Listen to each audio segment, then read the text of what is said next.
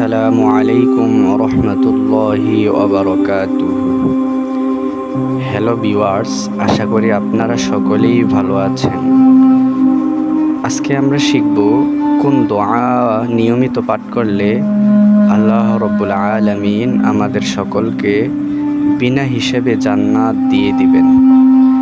দোয়াটি হচ্ছে আল্লাহুম্মা ইন্নী আসআলুকাল জান্নাতা বিগাইরি হিসাবিন।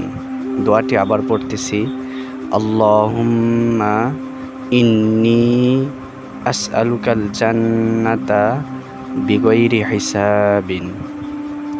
অর্থ, হে আল্লাহ, আমি আপনার কাছে বিনা হিসেবে জান্নাত চাই। দোয়াটি হাদিস গ্রন্থের মধ্যে উল্লেখ রয়েছে। মুসনাদে আহমদ 24,261 নম্বর হাদিসে দোয়াটি উল্লেখ রয়েছে।